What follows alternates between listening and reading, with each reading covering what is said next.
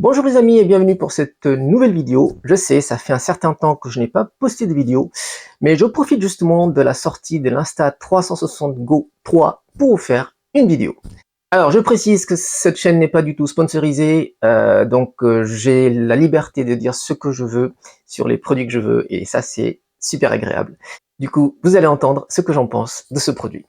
Alors la marque Insta360, moi j'adore, dans la mesure où ils ont quand même démocratisé les caméras à 360 degrés, c'est quand même pas rien. Donc moi j'ai la One X1 et la One R.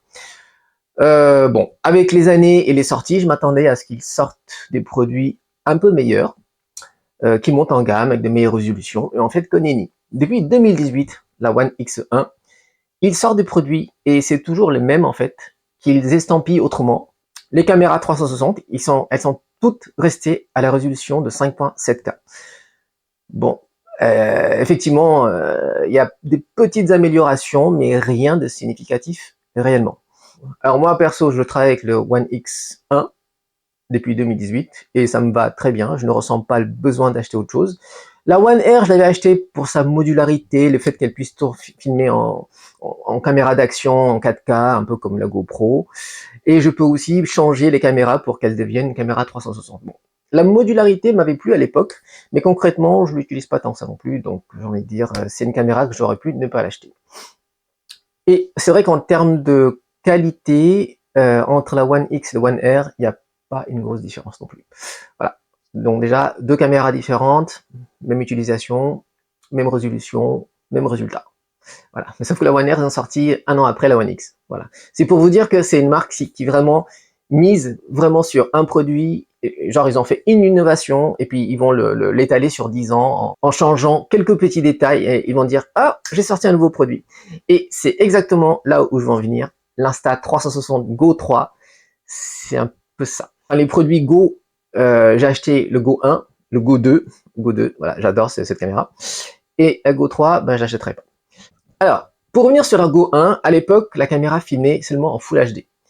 Et encore, c'était effectivement Full HD, mais c'était un Full HD absolument dégueulasse. Vraiment, on dirait du 720p, mais même pas qualitatif en fait. C'est du 720p upscalé en Full HD. Et je ne sais pas si je vous trouverai des petites images de l'époque, mais bon voilà, c'est une caméra qui était frustrante parce qu'elle filmait bien, elle stabilisait bien. Le logiciel fonctionnait très bien, il n'y a pas de souci là-dessus, mais par contre, le piqué dans l'image, bah, il n'y avait pas. Enfin, c'était pas du Full HD. Voilà. Et du coup, là, quand la Insta360 Go 2 était sortie, il y a peut-être un an et demi, 2 ans maintenant, donc ils sont passés de Full HD à 2.5K. 2.5K, vous me direz, c'est pas grand-chose, mais là, c'est un vrai 2.5K. Du coup, la qualité y est. L'atout de cette caméra, effectivement, c'est son côté léger, maniable, le fait de pouvoir l'installer un peu partout, enfin sur des aimants, sur des surfaces métalliques, voilà. Du coup, ça vous permet d'avoir des points de vue mais complètement dingues. Et ça, c'est vrai que je réussis, enfin, j'ai pu avoir des points de vue complètement dingues. Du coup, quand l'annonce de la Go 3 était sortie, alors moi j'étais tout excité, je m'attendais à avoir du 4K, à avoir quelque chose de vachement innovant. Grosse déception. Déjà la Go 3, quand ils l'ont présenté hier, je ne sais pas pour vous, mais moi j'ai senti la grosse arnaque, rien que dans la présentation, des détails. Quand ils vous vendent le produit, genre la Go 2, ça filme en 1440p, et aujourd'hui, enfin la Go 3, ça filme en 2.7K. Déjà, ce ne sont même pas les mêmes mesures en fait. Donc, c'est comme comparer le litre avec des kilos en fait. Ça n'a rien à voir. Et pourtant, la vérité, c'est que la Go 2 filmait déjà en 2.5K et aujourd'hui, il passe à 2.7K. Donc, vraiment rien de significatif. Il n'y a vraiment rien de spectaculaire. Et rien que quand je regarde le spot publicitaire pour la Go 3, en fait, il n'y a rien quoi. Il n'y a absolument rien. Ici, ils ont sorti un pod et un écran arrière qu'on peut flipper vers l'avant pour faire des selfies, pour se filmer, pour du vlog. Ouais, mais c'est pas le concept de cette caméra. La Go 2, c'est vraiment ce côté léger, compact, le fait de pouvoir l'accrocher partout.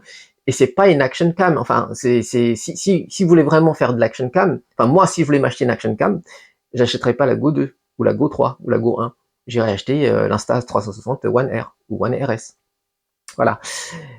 Et le fait de changer comme ça l'état d'esprit, d'apporter un petit boîtier et un écran qu'on peut flipper en avant et arrière, bah en fait maintenant la Go 3 c'est une sorte de action cam, mais qui filme en 2.7K. En plus c'est vendu très cher, sans avoir la possibilité de changer de carte SD. Alors du coup je me demande, cette caméra elle est destinée à qui? Alors je suppose que si vous n'avez pas de Go 2 et que vous aviez eu toujours envie de l'acheter, bah vous pouvez peut-être acheter la Go 3. Maintenant, quelqu'un qui possède déjà la Go 2, est-ce que c'est nécessaire d'acheter la Go 3? Je ne pense pas. Parce que la Go 2 déjà était très bien. C'est vrai que les deux points que moi, enfin ce qui me manque sur la Go 2, c'est peut-être la 4K, et encore je chipote, et peut-être un petit slot SD. Parce que c'est vrai que là je suis limité, entre guillemets, limité à 32 Go, mais c'est vrai que je remplis jamais 32 Go. Enfin, si j'ai besoin de filmer une conférence ou un séminaire, je n'utilise pas cette caméra de toute façon. Donc voilà, ça c'est des caméras que j'utilise pour voilà filmer 30 secondes, une minute par-ci par-là, hop, rapide, discret, accroché à mon t-shirt, ma chemise, voilà. C'est pas fait pour faire des films de vacances ou de filmer 5 minutes de longueur, enfin ça n'a pas de sens. Si vous voulez vraiment filmer une fête d'anniversaire, quelque chose, utilisez une autre caméra, enfin, utilisez la Osmo Action qui est très bien pour ça, ou un caméscope, ou même un réflexe, voilà. Mais c'est vrai que la Go 3, elle est frustrante. En fait, moi ça me donne vraiment l'impression que cette marque prend ses clients pour des pigeons. Et bon, après, ça marche, hein. Il faut dire qu'ils ont un marketing assez puissant, qui fait qu'ils arrivent à embellir du vieux. Ils arrivent à embellir leurs vieux produits en le faisant passer pour du neuf. Et c'est aussi un peu cette raison pour laquelle je n'ai pas fait plus de vidéos ces dernières années, parce que un peu toutes les marques, alors un peu dans le moindre mesure, hein, mais par exemple une marque que j'aime beaucoup c'est DJI, et c'est pareil, enfin j'adore la Osmo Action 1, ça vous le savez déjà, hein. Ceux qui me suivent sur cette chaîne savent que la Osmo Action 1 c'est la caméra que j'utilise le plus.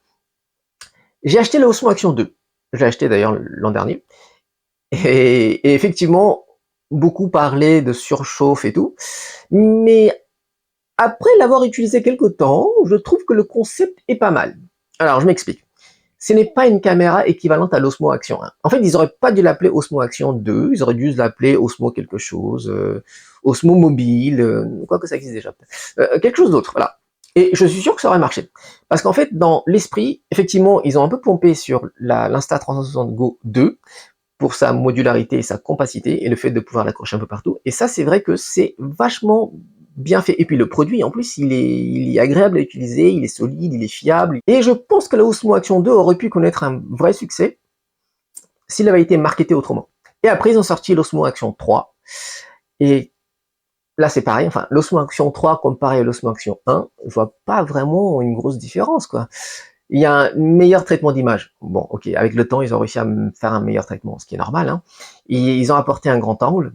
Mais encore une fois, le grand angle, ça dépend de qui. Est-ce qu'on aime ça? Enfin, moi perso, j'utilise l'Osmo Action 2, par exemple, qui a un grand angle de dingue. Enfin, l'équivalent à l'Osmo Action 3, d'ailleurs, hein. Et je trouve pas ça, enfin, je trouve pas ça très beau, cette espèce de grand angle qui déforme tout. Enfin, moi, je trouve que ça ne fait pas naturel.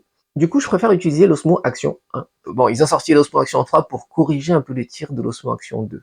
Mais encore une fois, pour moi, l'Osmo Action 2, c'est un ovni, c'est une erreur de marketing. Voilà. Ça aurait pu marcher, mais voilà, ils ont marketé ça comme une action cam, et ce n'était pas vraiment une action cam dans l'esprit action cam. Alors déjà, l'Osmo Action 2, euh, de par sa construction, on peut pas dire que ce soit hyper solide. Enfin, tout est en verre, voilà, hop, le moindre pète, vous êtes sûr de le casser, quoi. Donc, l'estampille, enfin, le marketer comme une action cam, c'est un peu exagéré. Ils auraient dû le marketer autrement. Donc voilà, pour conclure, je vous dirais que l'Insta360 Go 3, c'est vraiment un produit bizarre. Je sais pas pourquoi ils l'ont sorti comme ça. Comme s'il y avait un réel besoin d'avoir le boîtier et que ça devienne une action cam modulable. Bon, je sais pas. Est-ce que vous, ça vous donne envie de l'acheter? Est-ce que ça correspond à vos besoins? Si oui, bah vous pouvez déjà mettre ça en commentaire. Et c'est vrai que clairement, sur le marché grand public, les caméras grand public, je trouve qu'il n'y a pas eu beaucoup d'innovation ces dernières années. Je vais essayer de trouver le temps de vous faire des petits tests, notamment sur des petits microphones. En ce moment, j'ai remarqué que sur Amazon ou même sur Ali, il y a des petits microphones équivalents Rode wireless qui se vendent pas cher, hein, entre 20 et 30 euros, et qui se défendent pas trop mal. D'ailleurs, cette vidéo a été tournée donc avec les microphones K35. Voilà, je ne vais pas mettre des liens, à vous de trouver ça sur internet. Voilà, moi j'en ai trouvé sur Ali, vraiment pas cher.